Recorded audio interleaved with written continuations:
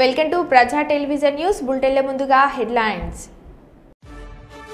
CM Revanth Reddy tour పై మాజీ ఉప ముఖ్యమంత్రి తాటికొండ రాజయ్య ఫైర్.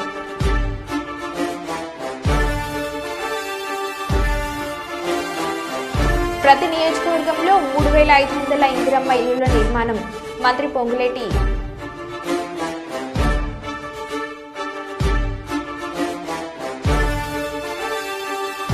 కాంగ్రెస్ హయాంలో 7 రోజులు జైల్లో ఉన్న అమిత్ షా.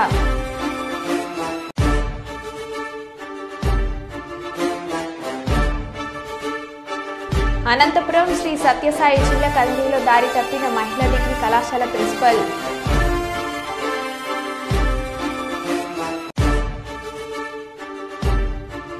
సినిమా వాళ్లకు ఎవరు పిల్లల్నివ్వరు సప్తగిరి.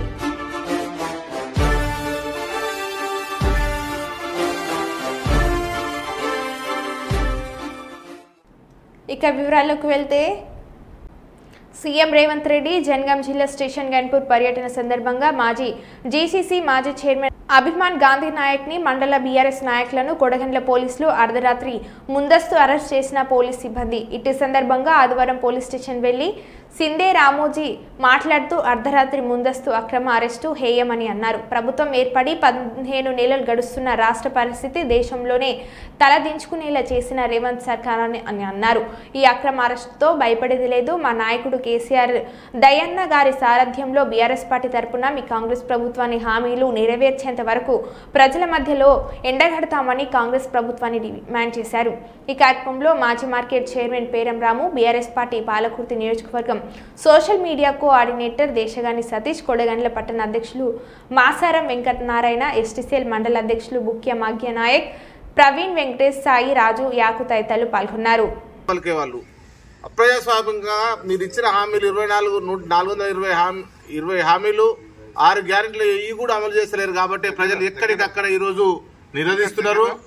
రైతు బంధు ముఖ్యంగా మరియు పంటలు ఎండిపోతున్నాయి. అంతేకాకుండా ఏ హామీలు అయితే ప్రజలకు ఇచ్చిరో 4000 పెన్షన్ అని చెప్పి తులం బంగారం రాష్ట్ర ముఖ్యమంత్రి రేవంత్ రెడ్డి గారు గన్పూర్కి వస్తున్నారనే విషయంలో కొడకండ్ల మండల నాయకులు, రాష్ట్ర మాజీ జీసీసీ చైర్మన్ గారిని గాంధీ నాయక్ గారిని అరెస్టు చేయడం మేము దాన్ని పూర్తిగా ఖండిస్తూ, రాష్ట్ర ప్రభుత్వం తనకు ఏం చేస్తుందో, ఏ విధంగా ప్రవర్తిస్తుందో అనేది అందరు ప్రజలు చాలా ఆతృతగా చూస్తున్నారు. రాష్ట్ర ముఖ్యమంత్రి అయి ఉండి నిండు సభలో ఎవరైతే గట్టిగా మాట్లాడతారో వాళ్ళ మీద ఉక్కుపాదం పోయాలని చెప్పి చూస్తున్న దాన్ని రాష్ట్ర ప్రజలు వీక్షించారు. అంతేకాకుండా ప్రభుత్వం ప్రతిష్టాత్మకంగా మీరు చేస్తున్నటువంటి ఓపెనింగ్లకు ఎవరైనా అడ్డొస్తారనే భయంతో మీరు ఉద్యమకారులను, బీఆర్ఎస్ పార్టీ నాయకులను మీరు అడ్డుకట్ట వేయాలని చూస్తున్నారు.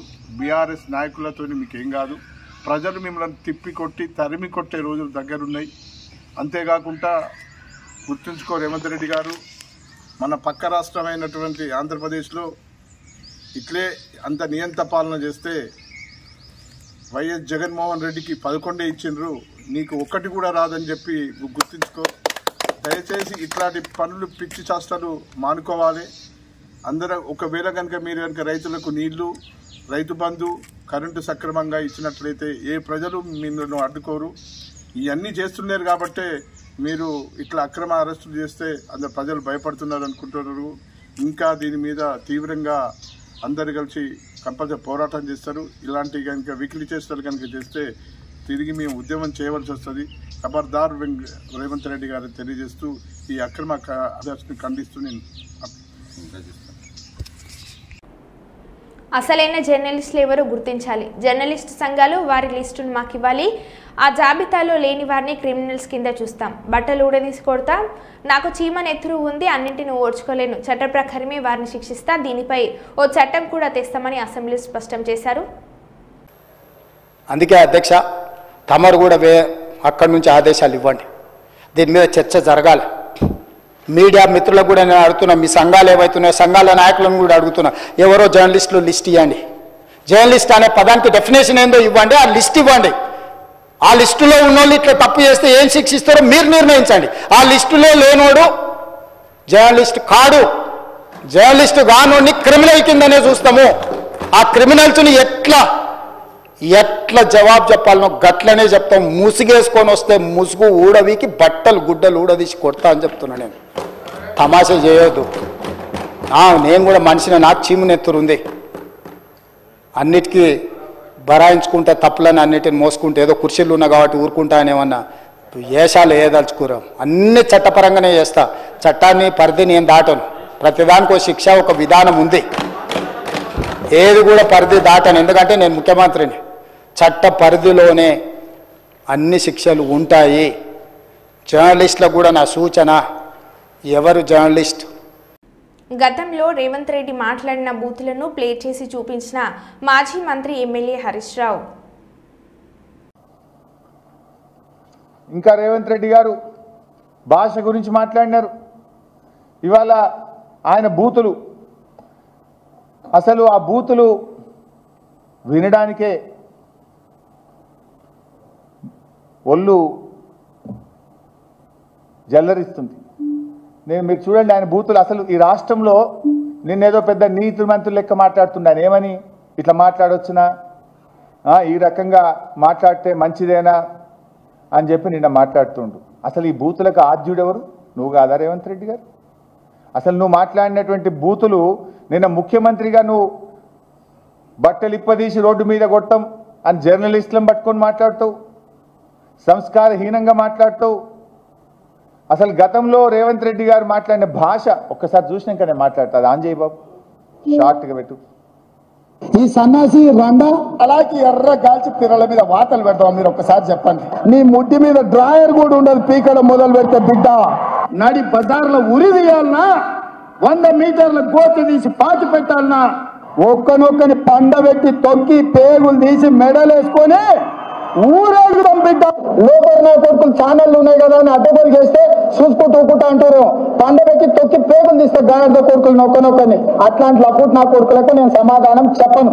దాని అమ్మ మొగులు ఇంట్లోనే అన్ని తెచ్చి చూపించుకోమని చెప్పారు. టీవీలో వేసుకో, నాకేం అభ్యంతరం లేదు.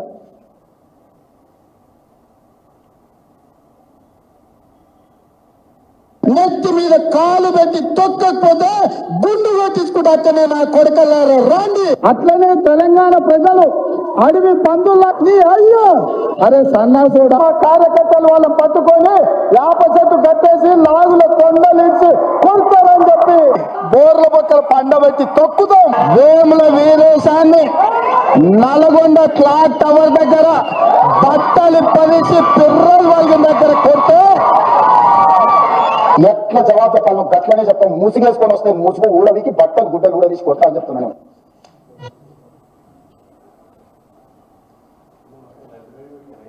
ఇంకా చాలున్నాయి. ఇంకా మా వాళ్ళు మరి 5 నిమిషాలు తయారు చేస్తే వద్దులే ఆ బూతులుంటే ఇంక ఇప్పటికే పిల్లలు చెడిపోతున్న రాష్ట్రంలో 1 నిమిషానికి కుదించమని చెప్పిన.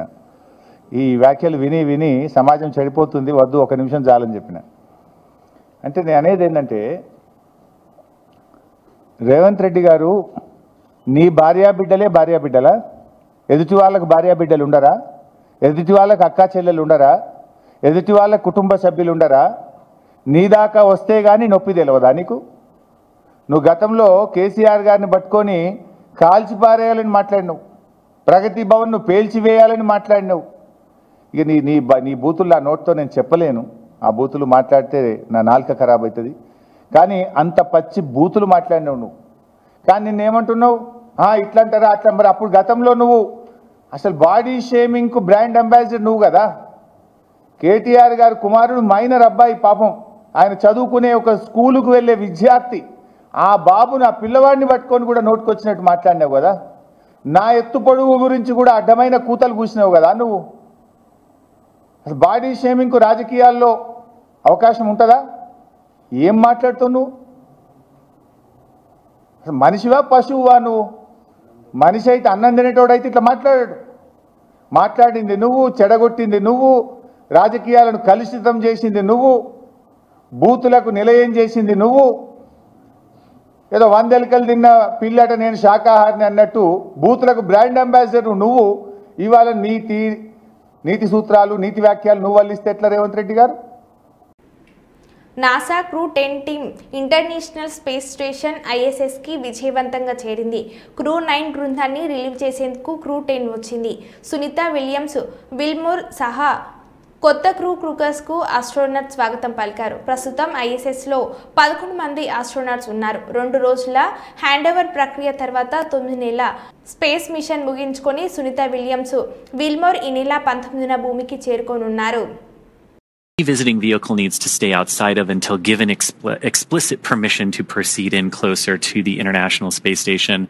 We would expect that go no go poll to either come when they're holding at waypoint 1, or if they don't need to hold at waypoint 1, shortly before there, to then proceed into waypoint 2, 20 meters from the station. Again, another point where they could hold if they need to, and we have on past flights seen them hold sometimes at that waypoint 2 20-meter point for a variety of reasons. Sometimes it's alignment, sometimes it's been visuals and lighting conditions, which is where the International Space Station is in its orbit.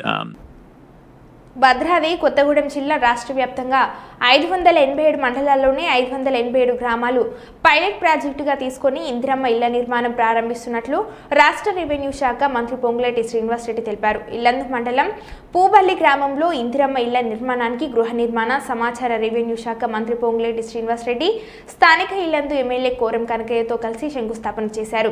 ఈ సందర్భంగా మంత్రి మాట్లాడుతూ రాష్ట్ర వ్యాప్తంగా 4.5 లక్షల ఇళ్ల నిర్మాణాలు, ప్రతి నియోజకవర్గంలో 3,500 ఇందిరమ్మ ఇల్లుల నిర్మాణాలు ప్రభుత్వం చేస్తుందని తెలిపారు. రాష్ట్ర ఆర్థిక పరిస్థితి సరిగా లేకపోయినా ఇచ్చిన మాట మేరకు ఇందిరమ్మ ఇల్లుల నిర్మాణాలు కొనసాగిస్తామని తెలిపారు. ఇల్లందు మండలంలో ఎంపిక చేసిన పూబల్లి గ్రామంలో 83 మంది అర్హులను గుర్తించగా వర్షసుధ అనే లబ్ధిదారి ఇంటి నిర్మాణానికి మంత్రి శంకుస్థాపన చేశారు. భద్రాద్రి జిల్లాలోని ఇక్కడ ఇందిరమ్మ నిర్మాణాలు ఇల్లందు నియోజకవర్గం నుంచి ప్రారంభం అయ్యాయి.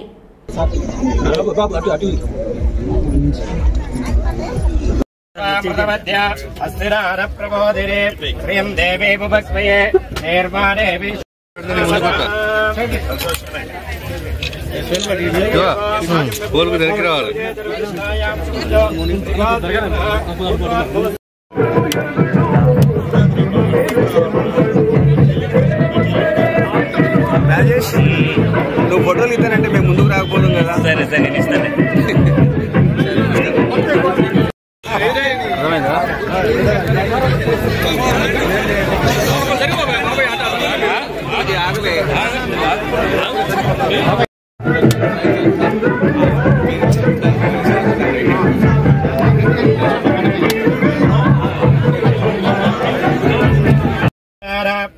పద్మదేవే శరణమహం ప్రపద్దే అలక్ష్మీర్వేరశ్యదాం త్వాం ప్రణే ఆడబిడ్డండి.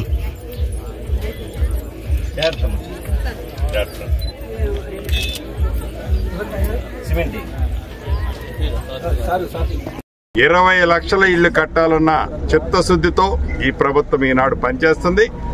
గిరిజన ప్రాంతమైన ఈ ఇల్లందు మండలంలో పూబల్లి గ్రామంలో ఉన్నాం మనం. ఇది టోటల్ గా ట్రైబల్ ఏరియా. ఇక్కడ సుమారు 84 ఇళ్లు ఈ మండలంలో, ఈ గ్రామంలో పేదవాళ్లలో బహుపేదవాళ్ళందరికీ ఇవ్వటం జరిగింది. స్థానిక శాసనసభ్యులు కనకయ్య గారు, కలెక్టర్ గారు, ఎస్పీ గారు, మిగతా అధికారులంతా ఉన్నారు. ఈ ప్రభుత్వం ఆశయం, లక్ష్యం ఒక్కటే. ప్రతిపక్షాలు ఎన్ని కాకి గోలలు పెట్టినా పేదవాడి కోసం ఎంత దూరమైన పయనించి పేదవాడికి అండగా ఉండాలన్నదే ఈ ఇందిరమ్మ ప్రభుత్వంలో గౌరవ ముఖ్యమంత్రి రేవంత్ రెడ్డి గారి నాయకత్వంలోని మన ప్రభుత్వం పని చేస్తుంది, చెయ్యబోతుందని కూడా తెలియజేసుకుంటాం.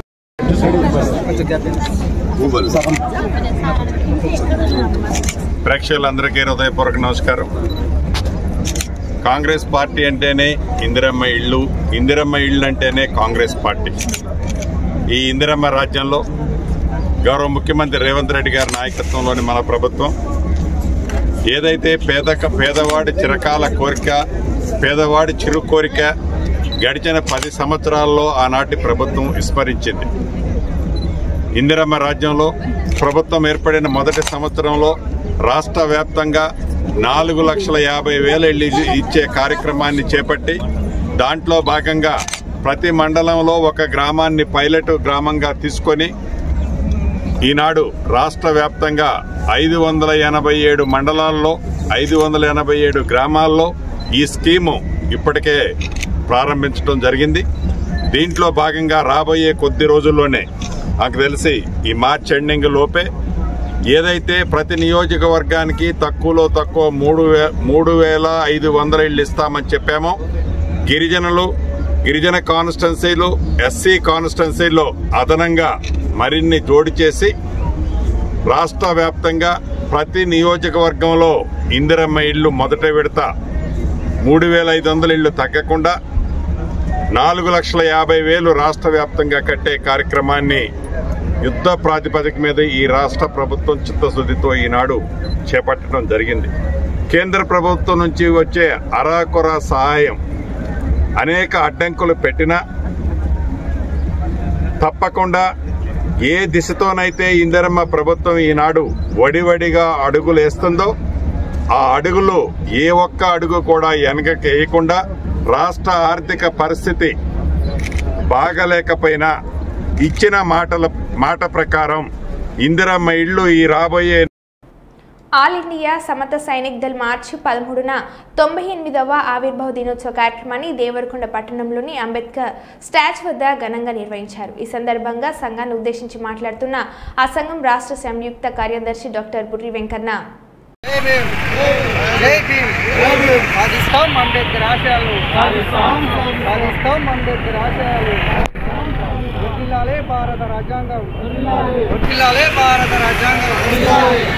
ఈరోజు నల్గొండ జిల్లా దేవరకొండ అంబేద్కర్ స్టాచ్యూ వద్ద బాబాసాహెబ్ అంబేద్కర్ స్వయాన ఆల్ ఇండియా సమతా సైనిక్ దళ్ అనే ఒక సంస్థని స్థాపించి ఇప్పుడు ఈ రోజుతోటి 98వ సంవత్సరంలోకి అడుగు పెడుతున్న సందర్భంలో ఈరోజు మనం ఈ యొక్క కార్యక్రమాన్ని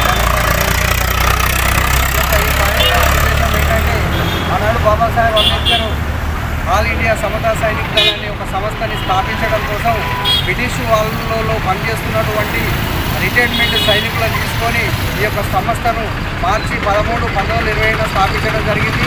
ఈ రోజుతోటి అది 97 అయిపోయి 98వ సంవత్సరం ఆవిర్భావం పురస్కరించుకొని మనము ఈరోజు ఈ కార్యక్రమం ఉద్దేశం బాబాసాహెబ్ అంబేద్కర్ రాసినటువంటి రాజ్యాంగంలో రాజ్యాంగ హక్కులను దక్కించుకోవడం కోసం ప్రతి ఒక్క గ్రామాన మన బాబాసాహెబ్ యొక్క రాజ్యాంగ ఫలాలు దక్కే విధంగా ఈ యొక్క సంఘం పనిచేస్తుందని తెలియజేస్తూ ఈ యొక్క కార్యక్రమానికి ఇచ్చేసినటువంటి వివిధ నాయకులకు, వివిధ ప్రజా సంఘాల నాయకులందరికీ కృతజ్ఞతలు తెలుపుతూ జై భీమ్, జై భీమ్.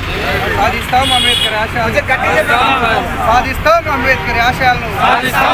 వర్ధిల్లాలే భారత రాజ్యాంగం, వర్ధిల్లాలే భారత రాజ్యాంగం, వర్ధిల్లాలే భారత రాజ్యాంగం. సాధిస్తాం మహనీయుల ఆశయాలను, సాధిస్తాం మహనీయుల ఆశయాలను. లక్షేటిపేట మండలంలోని వెంకట్రావుపేట గ్రామంలో ప్రభుత్వ పాఠశాలలో ఏర్పాటు చేసిన ఆర్టిఫిషియల్ ఇంటెలిజెన్స్ ప్రోగ్రాం కార్యక్రమంలో పాల్గొన్న మంచిర్యాల జిల్లా కలెక్టర్ శ్రీ కుమార్ దీపక్, మంచిర్యాల శాసనసభ్యులు శ్రీ కోకిరాల ప్రేమ్సాగర్ అనంతరం కంప్యూటర్ తరగతి గదిని ప్రారంభించిన జిల్లా కలెక్టర్ కుమార్ దీపక్, ఎమ్మెల్యే ప్రేమ్సాగర్ రావు. ఈ సందర్భంగా ఎమ్మెల్యే ప్రేమ్సాగర్ రావు ఘన స్వాగతం పలికిన ఉపాధ్యాయులు, విద్యార్థులు, కాంగ్రెస్ పార్టీ నాయకులు, కార్యకర్తలు ఈ కార్యక్రమంలో పాల్గొన్నారు. డిఈఓ యాదయ్య, సంబంధిత అధికారులు, కాంగ్రెస్ పార్టీ నాయకులు, కార్యకర్తలు తదితరులు పాల్గొన్నారు.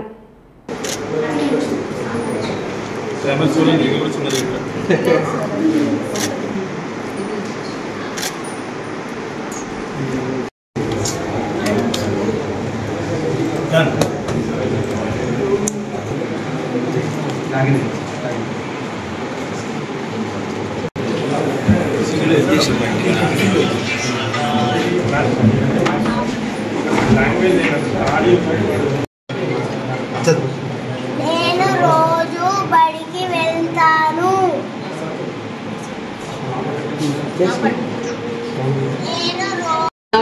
ఈ రకంగా ఒక మంచి కార్యక్రమం జరగడము దానికోసం చాలా సంతోషంగా ఉంది.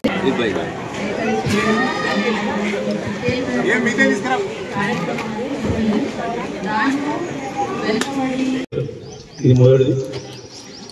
రెండోది బోర్ చూసిన అది కూడా సోమవారం ఆడపిల్లలు ఇద్దరు వస్తారు. వాటర్ తీసుకొని చెక్ చేసి వాటర్ మంచిగా ఉంటాయి ఫ్లష్ అవుట్ చేసి మీకు మళ్ళీ స్కూల్ రిఓపెన్ లోపల వాటర్ ప్లాంట్ 150 మంది పిల్లలు ఒక స్టాఫ్ తీసుకుని ఎంత అవుతుంది water drinking water direct plant వచ్చిస్తుంది ఏ ఇబ్బంది లేకుండా ఎదుగుకోకుండా గ్లాస్ పెట్టి తాగేసుకోండి. ఇక 3 ఫ్లోరింగ్ వేసి భయానిగా ఉన్న ఫ్లోరింగ్ అది కూడా తీసి రీప్లేస్ చేయాలని చెప్పి సంబంధిత అధికారులు చేస్తే ఈ 3 పనులు ఇంకా చెప్పిన వాష్రూమ్లకు వాష్రూమ్ ఉన్నాయి కానీ బాత్రూమ్ ఉన్నాయి కానీ బయటికి పోయి తక్కువలేదు బయటికి నీళ్ళు పోయే అవకాశం అది కూడా చూసి అది కూడా చేసి కుదరపోతే దాన్ని కూడా ట్యాంక్స్ తీసుకెళ్ళి పని చేస్తాను ఇబ్బంది లేదు. ఈ 4 పనులు మీకు స్కూల్ రీఓపెన్ కానీ నెల రోజుల ముందు రెడీ అధికారులు చెప్పిన పని చేసి ఫస్ట్ అయిపోతారు. నెక్స్ట్ చేయండి మనకు 70% ప్రాబ్లమ్ సాల్వ్ అవుతుంది. ఈ లంచ్ స్కూల్ లంచ్ మనకు you can give proper and temperature maintainable and quality food and nothing like you can strength will increase. తప్పకుండా మా సైడ్ ఇంకేమన్నా చెప్పండి స్టూడెంట్కి ఇబ్బంది చెప్పండి మీకేమైనా ఇబ్బంది ఉన్నా పిల్లలు ఇబ్బంది పెట్టినా గ్రామస్తులు ఇబ్బంది పెట్టినా ఏది ఇన్ఫ్రాస్ట్రక్చర్ ఇబ్బంది చెప్పండి కూడా వస్తాను తప్పకుండా చేస్తాను. విద్య ఒకటి వైద్యం ఒకటి ఇది నిరంతరం కంటిన్యూస్ ప్రాసెస్ ఆగదు. రోజు మారుతుంది ప్రపంచంలో మార్పులు వస్తాయి. ఆ మార్పులు అనుగుణంగా మనం మార్పులతో మనం పరిగెత్తితే ఉంటాం. మనకు సాధ కాకపోతే మనం డిఓ గారికి వేదిక మీద ఉన్న అందరికీ ఈ ప్రోగ్రాంలో పాల్గొన్న అందరికీ నమస్కారం. సో ఈరోజు FLN అంటే ఫౌండేషన్ లెర్నింగ్ అండ్ న్యూమెరిక్ సంబంధించిన అంటే అక్షరాలు ఎట్లా చదవాలి నంబర్ ఎట్లా నేర్చుకోవాలి దానికి సంబంధించిన ఇప్పుడు ఆర్టిఫిషియల్ ఇంటెలిజెన్స్ నుంచి స్టార్ట్ అవుతుంది. ఆర్టిఫిషియల్ ఒక పెద్ద నేమ్గా కనిపిస్తున్నాయి కానీ చాలా సింపుల్ కాన్సెప్ట్ ఉన్నాయి. చాలా సింపుల్ కాన్సెప్ట్ ఎట్లా అంటే సపోజ్ ఒక చిన్నపిల్లలు ఉన్నారు వాళ్ళకు ఒక కంప్యూటర్లో ఇస్తున్నాం దానిలో లాంగ్వేజ్ 2 రకాల language English and Telugu and numerics mathematics ఉంటుంది. సో ఎట్లా ఉంటుంది అంటే సపోజ్ లాంగ్వేజ్ సెలెక్ట్ చేస్తారు వాళ్ళకి ఒక సెంటెన్స్ వస్తుంది వాళ్ళకి వర్డ్ వస్తుంది ఆ వర్డ్ వాళ్ళు ప్రొనౌన్స్ చేస్తారు. ఆ ప్రొనౌన్స్ కరెక్ట్ చేశారా మిస్టేక్స్ ఉంది ఆ వర్డ్కి ప్రొనౌన్సియేషన్ ఎట్లా ఉండాల్సింది వాళ్ళు క్లిక్ చేస్తే తెలుస్తుంది. వాళ్ళు ఏం ప్రొనౌన్స్ చేశారు దాని మీద క్లిక్ చేస్తే 2 తెలుస్తుంది. సో వాళ్ళకి స్లోగా ఒకటి చేంజెస్ వస్తుంది స్లోగా వాళ్ళకి ప్రొనౌన్సియేషన్ కరెక్ట్ అవుతుంది సెంటెన్స్ చదవగలుగుతారు.